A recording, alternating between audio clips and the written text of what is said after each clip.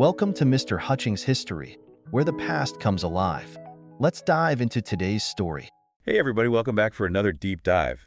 You know him, Lyndon B. Johnson, LBJ Wright, Definitely a big name. from history class. But today we're going past those textbook summaries. We're going deep into his political mastery. And maybe a side you haven't heard about before, his work during the Civil Rights era. Yeah, this is a really interesting period to dig into. So think about this. How did LBJ get the Civil Rights Act and the Voting Rights Act passed when so many others had tried and failed? What was his secret sauce? That's what we're going to unpack today. And the context here is key. He steps into the presidency after JFK's assassination. Right, a moment of incredible national mourning. Exactly. And JFK had championed this civil rights bill, but it was stalled in Congress. So LBJ comes in, and instead of letting that tragedy derail everything, he uses it as momentum. Totally. The source material we're looking at actually uses LBJ's speech to Congress just 5 days after JFK's death. And he says, let me get the quote right here. He says, "No memorial oration or eulogy could more eloquently honor President Kennedy's memory than the earliest possible passage of the Civil Rights Bill for which he fought so long." Wow, powerful stuff. Right. It wasn't just talk. It was about action. Okay, so he's setting the tone for his presidency, but it wasn't just about seizing the moment, right? There had to be real commitment behind those words for them to land like that. Oh, absolutely. This wasn't just a political tactic. Yeah. It was LBJ saying, this is who I am, this is what I stand for. He knew how much weight his words carried, and he used that to start shifting the whole national conversation. Okay, so let's talk about the 1964 Civil Rights Act. A landmark piece of legislation for sure, but it wasn't easy, was it? I mean, we're talking massive pushback. Yeah. Especially from Southern Democrats. This is not a guaranteed win at all. No, you're right. And our source calls LBJ a legislative genius for how he handled it all. He didn't just know the rules of Congress. He really understood the people, the personalities, how to make those relationships work for him. So it's not just about votes on a board. It's about strategy persuasion, knowing how to leverage those personal connections. Exactly. And a perfect example is LBJ working with Republican Senate Minority Leader Everett Dirksen. To break the Southern Democrats' filibuster, he needed Dirksen. And that says a lot about LBJ's ability to work across party lines, to find common ground even when there was huge division. That's some serious political maneuvering. We're talking about bridging a huge ideological gap to reach a common goal. Sounds like LBJ was a master strategist. He knew how to play the game. But there's more to it than that, right? Our source talks about this thing called the treatment. And it sounds, well, it sounds intense. Oh, yeah. The treatment was legendary. LBJ would get right up in your face. Yeah. Use this mix of flattery and, well, a little bit of intimidation, I guess, and a whole lot of persuasive charm. Yeah. He knew how to make it personal, you know? Yeah. Really connect in a way that went beyond the usual political back and forth. It's like politics isn't just about laws on paper. It's about people. Yeah. The art of persuasion. Exactly. You got it. And LBJ was a master. But let's move on to 1965 and the Voting Rights Act. The events in Selma, Alabama, especially the violence on Bloody Sunday, that becomes a turning point.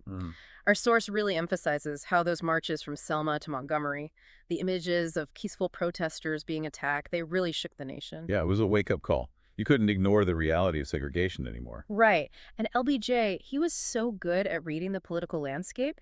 He used that national outrage, that shift in the mood to push his agenda forward. Our source quotes another one of his speeches to Congress, this one after Bloody Sunday. Yeah. He says, "There is no issue of states' rights or national rights. There is only the struggle for human rights." So powerful. Tying it back to the core of America's identity. Exactly. He framed the issue morally, made a direct connection between the civil rights movement and the fight for equality that goes all the way back to the Civil War. That speech, it was brilliant. It really energized support for the Voting Rights Act. But we also have to remember that even within the civil rights movement, there were different opinions. Some people thought LBJ's approach, while effective, was too slow, too willing to compromise. It's interesting how even within a movement with a shared goal, there can be these disagreements about the best way to get there. Our source talks about these criticisms coming from younger, more radical activists who saw working within the system as inherently flawed. Exactly. Groups like SNCC, the Student Nonviolent Coordinating Committee, they felt that real change couldn't happen by playing by the rules of a system built on inequality. They wanted more radical change, and they wanted it now. Figures like Stokely Carmichael, a major voice in SNCC, he called for Black Power, a much more confrontational approach directly challenging those power structures. They didn't believe in incremental change. They wanted to completely restructure power. So LBJ is racking up these wins in Congress. And at the same time, you have these voices saying he's not going far enough, not fast enough. And then there's Vietnam. Our source points out the tension that the war created, even within the civil rights movement. It's a tough position to be in, right? Yeah. On one hand, you're making these huge strides in civil rights, but on the other, you're escalating a war that so many people saw as unjust and harmful to the very communities you're trying to help. Yeah, it's a complicated picture. And our source brings in Martin Luther King Jr., who supported the Civil Rights Act, supported the Voting Rights Act, but became more and more critical of how LBJ was handling Vietnam. Because He argued that the war was draining resources, money, attention away from social programs that could actually address poverty and inequality issues that were hitting Black Americans the hardest. So you had these two major forces shaping LBJ's presidency.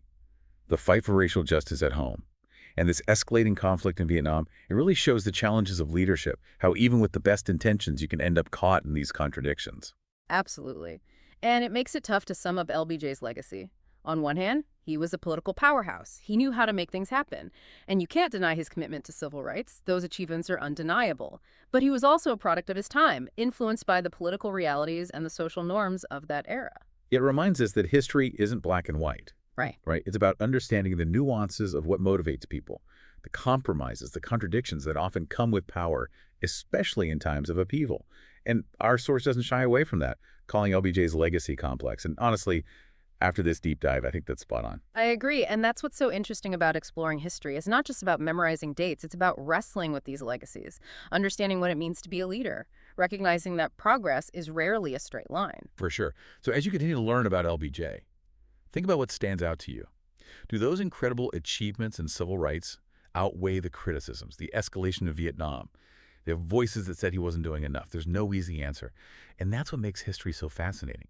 Keep asking those tough questions and keep on digging deeper. Thanks for listening to Mr. Hutchings History. Keep exploring, and we'll see you next time.